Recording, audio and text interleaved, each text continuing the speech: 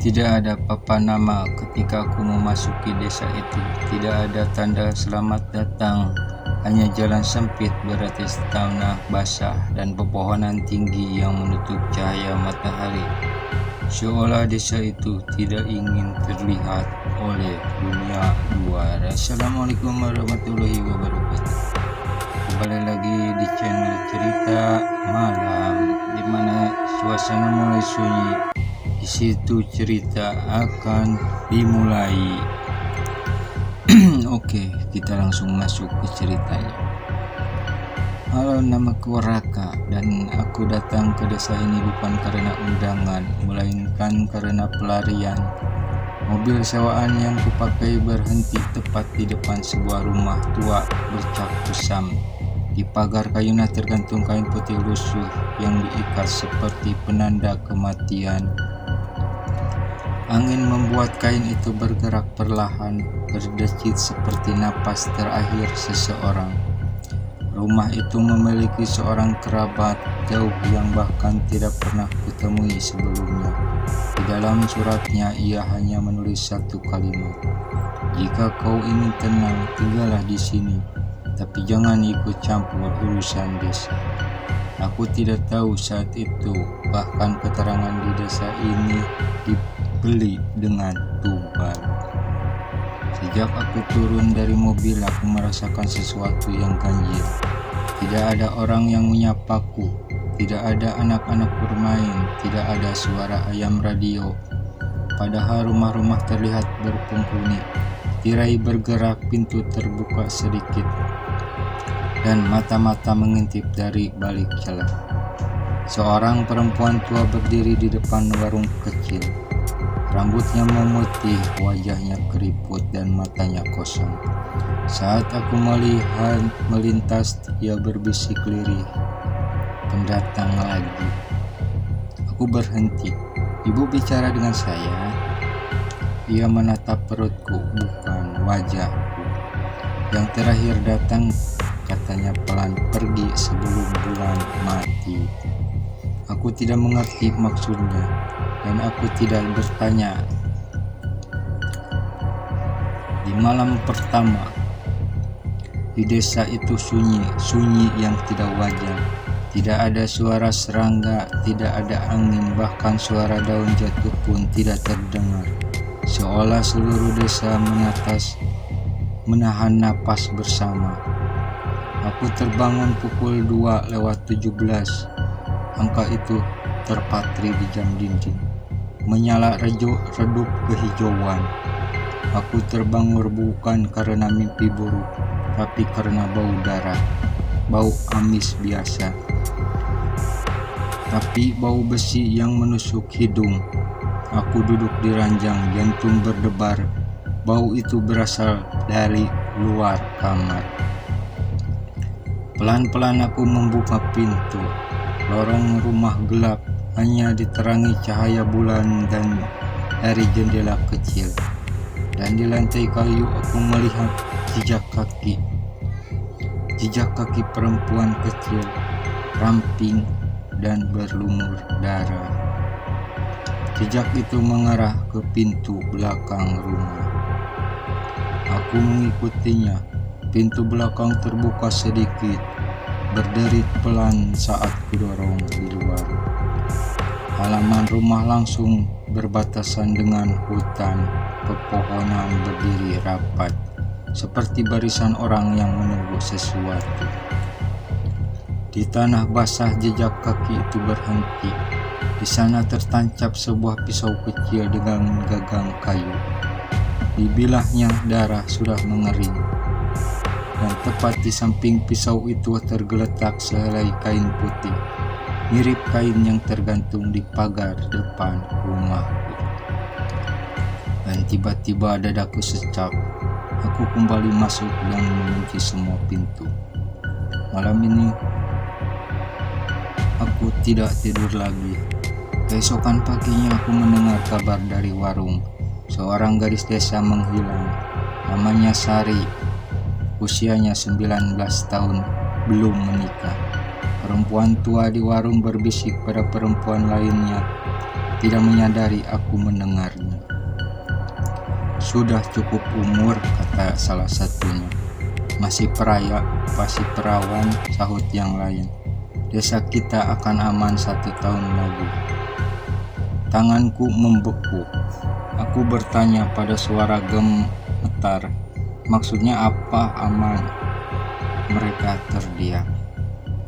Seorang pria parubaya menatapku tajam. "Aku pendatang," katanya. "Jangan bertanya hal-hal yang bisa membuatmu itu dipilih." Di malam kedua aku kembali terbangun pukul 2:17.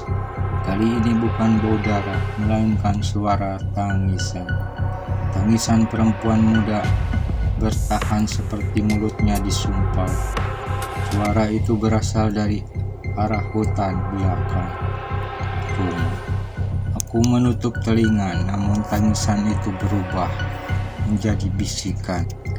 "Raka." Aku tidak pernah memperkenalkan diri pada siapapun di desa itu. "Raka, tolong aku." Kakiku gemetar. Aku mendekati jendela. Di batas hutan aku melihat sesosok perempuan berdiri, rambut panjang menutup wajah. Ia mengenakan kain putih yang kotor oleh tanah dan darah. Kakinya tidak menyentuh tanah. Ia mengangkat wajahnya. Wajah itu pucat, matanya hitam seluruh dan bibir sobek seperti dipaksa tersenyum. "Aku tumbalnya," katanya pelan. "Dan kau penggantinya." Tanganku gemetar saat tirai jendela ku tutup. Sosok perempuan itu yang mengaku sebagai tumbal menghilang begitu kain penutup pandanganku. Tapi bau darah masih ada, menempel di udara. Masuk ke paru-paruku setiap kali aku menarik napas. Aku tidak bisa tidur malam itu. Aku duduk bersandar di dinding kamar, pisau dapur di tangan, menunggu sesuatu yang bahkan aku sendiri tidak tahu bentuknya. Tepat pukul 2:17 berlalu, namun justru setelahnya rumah itu bangun. Aku mendengar suara dari bawah lantai, bukan tikus, bukan kayu memuai, melainkan gesekan kuku seperti seseorang menggaruk dari dalam tanah.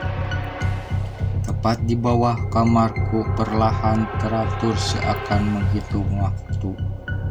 Krek, krek, krek. Aku menekan telinga ke lantai dan aku mendengar suara perempuan, bukan menangis melainkan mengeluh. Suara daging basah yang digigit paksa disertai bunyi tulang kecil patah di antara gigi.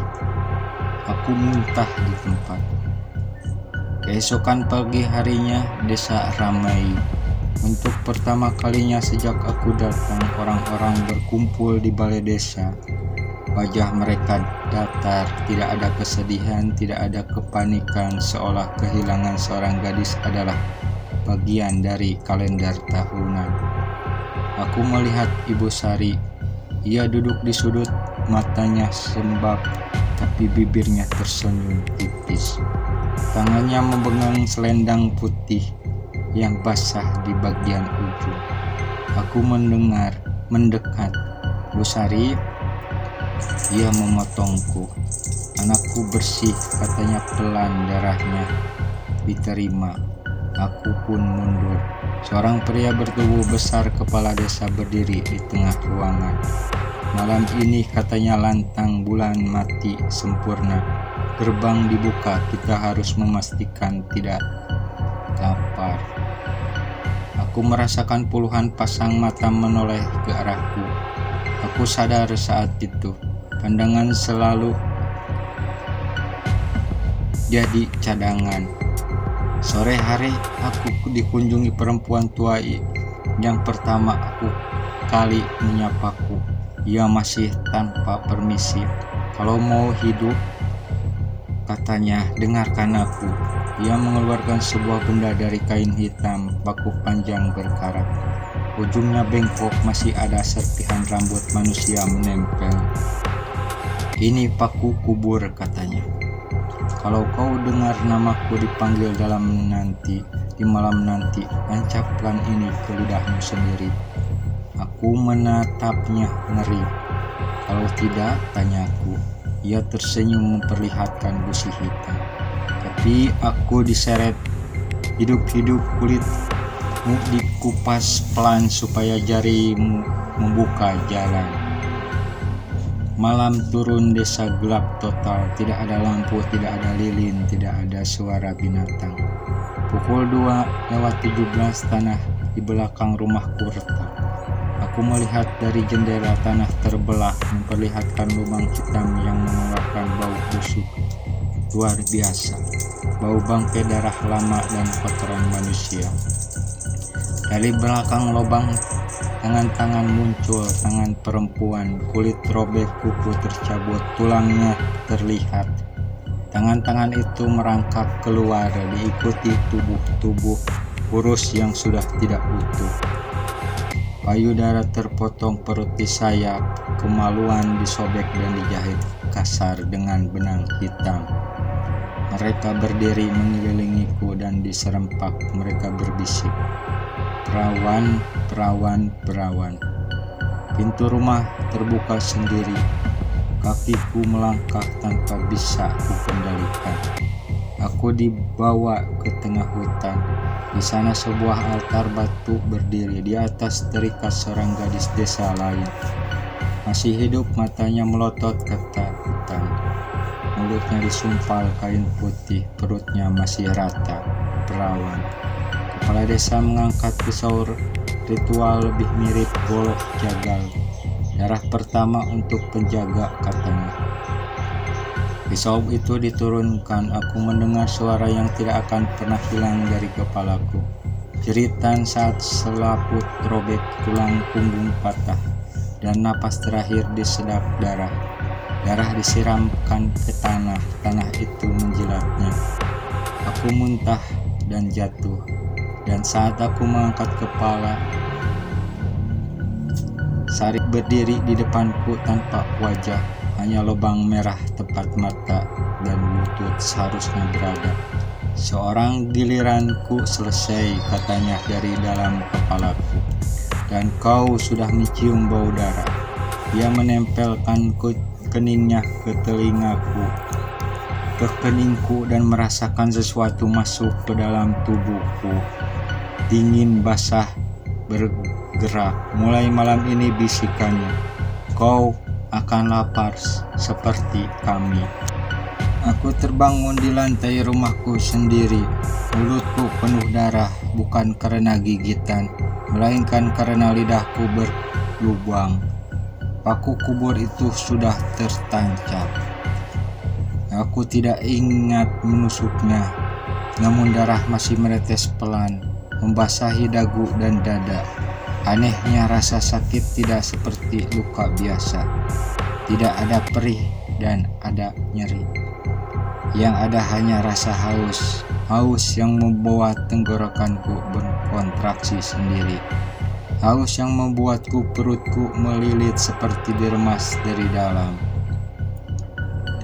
Aku berusaha berdiri, dan saat itu aku menyadari bayanganku tidak mengikuti gerakanku. Di dinding hanya bayanganku berdiri lebih lama, lalu bergerak terlambat, seolah ada sesuatu yang tinggal setengah detik di belakang tubuhku. Aku berlari ke kamar mandi. Cermin retak memantulkan wajahku. Mataku cekung, kulitku pucat keabu-abuan, dan di leherku ada bekas gigitan dari dalam. Seperti ada rahang yang pernah membuka jalan keluar, lalu gagal. Aku muntah lagi, namun yang keluar bukan sisa makanan, melainkan rambut. Segumpal rambut panjang basah bercampur lendir dan darah. Rambut itu masih bergerak pelan seperti cacing yang sekarat. Aku pun menjerit. Jeritanku berubah menjadi suara lain. Lebih dalam, lebih berat, bukan suaraku sepenuhnya. Siang itu aku keluar rumah desa sunyi kembali. Namaku kini aku bisa mencium sesuatu. Setiap manusia yang kulihat mengeluarkan bau berbeda, bukan parfum, bukan keringat, melainkan bau hidup. Bau dalam masih hangat di dalam tubuh. Saat seseorang anak kecil berlari melewatiku, kepalaku berdenyut hebat. Mulutku berair, rahangku terasa ingin membuka lebih lebar dari seharusnya. Aku menampar wajahku sendiri. Kau bukan mereka, bisikku, kau masih manusia. Jawaban itu datang dari dalam perutku. Belum. Malam datang lebih cepat dari biasanya. Pukul 2:17 kali ini aku tidak bisa tidur. Aku duduk di tengah rumah dikelilingi lilin yang tidak pernah kupasang. Lilin itu menyala sendiri, tapi api mereka berwarna kebiruan. Lantai rumah berdenyut. Kayunya lembek hangat seperti kulit. Dari dinding wajah muncul. Perempuan, mulut mereka terbuka terlalu lebar. Gigi mereka runcing dan tidak rata. Mata mereka kosong tapi menangis darah. Kau menahan lapar, kata mereka, serempak itu menyakitkan. Kata salah satu mereka merangkak keluar dari dinding. Tubuhnya patah dan beberapa tempat tangannya terpelintir ke arah yang salah, tapi ia tetap bergerak. Ia mendekatiku, menempelkan dahinya ke dadaku, dan aku melihat ritual pertama puluhan tahun lalu. Gadis pertama diikat di altar menjerit sampai pita suara robek. Tubuh dibuka, bukan untuk dibunuh cepat, tapi untuk dipersembahkan perlahan. Darahnya ditampung, napasnya dihitung, matanya ditahan tetap terbuka, dan ketika ia mati, sesuatu bangkit dari tanah. Bukan roh, bukan setan, melainkan lapar yang diberi bentuk. Makhluk itu tidak punya wajah, tetap ia memakai sisa-sisa mereka, dan sekarang ia memakaiku. Kalau kau tidak makan, bisikan perempuan itu, kami yang akan memakan dari dalam. Perutmu bergerak. Kulit perutku menonjol seperti ada tangan yang mendorong dari balik daging. Aku berteriak saat kulitku retak sendiri, darah mengalir. Dan dari celah itu terlihat mata yang bukan milikku. Aku berlari keluar rumah. Hutan memanggil di antara pepohonan. Seorang berlari, seseorang pria dewasa terlambat pulang sendirian. Aku mengejarnya. Kakiku bergerak terlalu cepat. Napasku tidak terengah. Tubuhku terasa ringan. Pria itu terjatuh. Ia menoleh dan menjerit saat melihat wajahku. Jangan, tolong, aku ingin berhenti. Aku bersumpah aku ingin berhenti. Namun rahangku membuka sendiri lebih lebar dari mungkin. Aku tidak akan menjelaskan detailnya. Yang perlu kau tahu hanya saat aku sadar kembali, aku duduk di tanah. Tanganku merah dan rasa lapar itu baru setengah hilang. Dari balik pohon kepala desa muncul. Ia tersenyum puas. Sekarang kau mengerti, katanya. Menjadi penjaga bukan hukuman. Ia mendekat. Ini warisan. Aku menatap tanganku. Aku menangis dan di antara isak aku tertawa. Aku tidak mengubur mayat pria itu. Aku tidak perlu. Tanah desa ini sudah tahu caranya menutup mulut. Saat aku meninggalkan hutan, tanah di belakangku bergerak sendiri, seperti perut yang menelan sisa makanan. Tidak ada nisan, tidak ada bekas, hanya bau besi yang tertinggal di udara. Dan aku menyadari sesuatu yang membuatku muntah lagi. Aku mulai menyukai baunya. Kepala desa berjalan di sampingku, tidak ada lagi ketakutan di matanya. Tidak ada rasa hormat, ia menatapku seperti petani menatap pisau barunya, tajam, berguna, dan siap pakai. Lapar pertama selalu liar, katanya. Setelah itu kau belajar memilih. Aku berhenti berjalan. Tidak, kataku. Suaraku serak bercampur suara lain. Aku tidak akan membunuh lagi. Ia tertawa. Bukan tawa keras, melainkan tawa yang tahu waktu rasa di pihak. Kau sudah membunuh, katanya pelan. Sekarang kau hanya menunda. Malam itu aku diikat bukan oleh tali, melainkan oleh dosa. Pintu-pintu rumah tertutup bersamaan, jendela-jendela dipaku. Jalan keluar hilang. Aku berdiri di tengah lapangan desa, dikelilingi warga laki-laki, perempuan, tua dan muda. Tidak ada yang menangis. Di tengah lapangan lubang besar terbuka. Bau busuk membuat lututku lemas. Kepala desa mengangkat tangan. Penjaga lama sudah penuh, katanya. Penjaga baru harus diperkenalkan. Dari belakang barisan mereka menyeret seorang gadis masih remaja, masih hidup. Matanya terikat kain putih, tangannya gemetar. Kakinya berdarah karena diseret. Bukan dia. Aku berteriak, ambil aku saja. Kepala desa menoleh. Sudah, katanya. Sekarang giliran belajar memberi. Mereka membuka ikatanku, tanganku bebas, dan itulah yang paling kejam. Pisau ritual diserahkan ke tanganku. Bilahnya hangat seolah menyambut. Saat gadis itu menangis di bawah kain penutup matanya. Aku belum melakukan apa-apa, aku masih suci, katanya terputus-putus. Kata itu, suci, membuat sesuatu di dalam perutku bergerak keras. Aku jatuh berlutut. Tidak, tidak, tidak. Desa itu berbisik bersamaan. Kalau bukan kau, kami saja.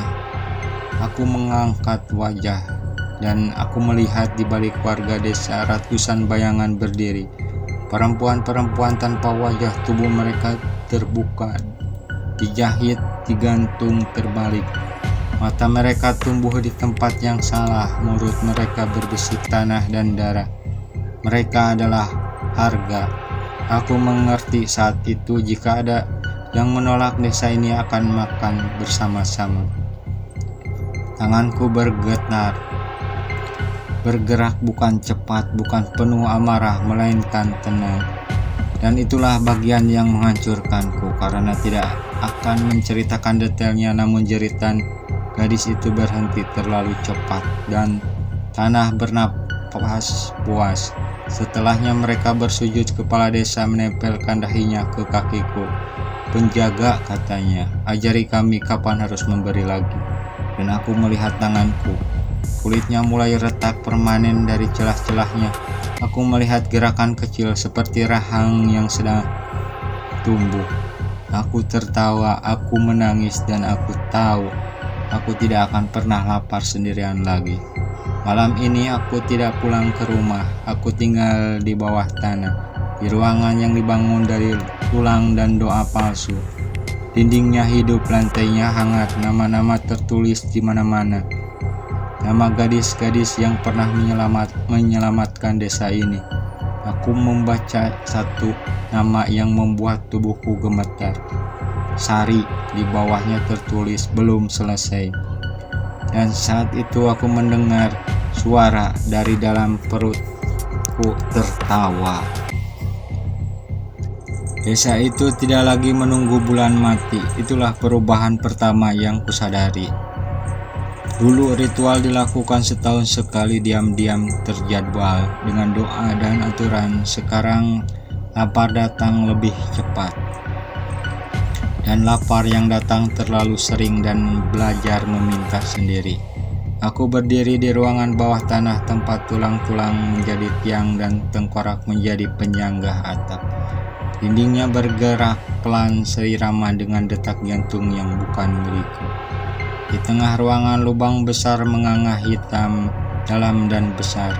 Dari lubang itu suara-suara muncul, bukan jeritan, bukan tangisan, melainkan daftar nama. disebut satu persatu. Perempuan, usia, status. Aku menutupi telinga, tidak berguna. Nama-nama itu bukan untukku, mereka untuk desa. Pagi pertama panen, seorang gadis tidak kembali dari lubang. Tidak ada pencarian, tidak ada teriakan. Ibunya datang ke balai desa membawa kain putih sendiri. Wajahnya datar, tangan gemetar, tapi langkahnya mantap. Aku siap, katanya, dan aku merasakan sesuatu di dalam perutku mengangguk. Di hari ketiga jumlah bertambah, bukan lagi gadis yang dipilih, tapi gadis yang disarankan. Orang tua mulai berbisik di malam hari, menimbang, menghitung siapa yang paling ringan untuk dikorbankan, siapa yang paling sedikit meninggalkan lubang. Cinta berubah jadi angka, anak-anak berubah jadi stok, dan aku duduk di tengah semua itu sebagai alasan. Di malam panen masal pertama hujan darah turun, bukan dari langit tapi dari pepohonan. Aku melihat dengan mata kepala sendiri, tubuh-tubuh tergantung, terbalik, dibuka seadanya, darahnya menetes ke tanah yang sudah menunggu dengan mulut terbuka. Tidak ada teriakan, mereka sudah belajar bahwa teriakan hanya membuat proses lebih lama. Aku berjalan di antara mereka dan setiap langkahku tanah berdenyut lebih cepat. Seorang gadis menatapku, matanya masih hidup. Kalau menangis, bisikannya, apakah aku akan cepat selesai? Aku membuka mulut dan untuk pertama kalinya aku tidak tahu harus menjawab apa. Itulah momen terakhir kemanusiaanku mencoba bertahan. Setelah malam itu desa berubah total, tidak ada sekolah, tidak ada pasar, dan ada hanya jadwal panen, dan aku mulai kehilangan kendali. Lapar itu tidak lagi menunggu izin. Ia menarik dari dalam, memaksa, kadang mengambil tanpa aku sadari. Aku sering terbangun dengan mulut penuh darah, kadang dengan potongan kain putih di tangan, kadang dengan nama baru terukir di dinding tulang. Aku mencoba melawan. Aku mengurung diri di ruangan bawah tanah, mengikuti tubuhku sendiri, mengikat tubuhku sendiri dengan rantai, menancap paku kubur di lidahku lagi dan lagi. Tidak berguna. Makhluk itu tidak membutuhkan tubuh utuh. Dia hanya butuh izin pertama, dan aku sudah memberikannya. Suatu malam desa sunyi total, tidak ada satupun warga tersisa di rumah. Aku keluar, lapangan desa penuh. Semua orang berdiri menghadapku. Di tengah malam, lubang terbesar yang pernah kulihat terbuka, lebih besar dari sebelumnya. Lebih dalam, lebih lapar. Kepala desa maju. Matanya kosong, sudah habis, katanya. Yang perempuan, yang perawan, yang muda. Ia menelan ludah. Sekarang desa ini aku mengerti. Panen terakhir bukan tentang individu, tapi tentang penutupan. Tanah bergerak, lubang itu melebar, dan aku merasakan sesuatu di dalam diriku tersenyum penuh. Tidak, kataku pelan. Kalian bukan persembahan. Aku melangkah maju.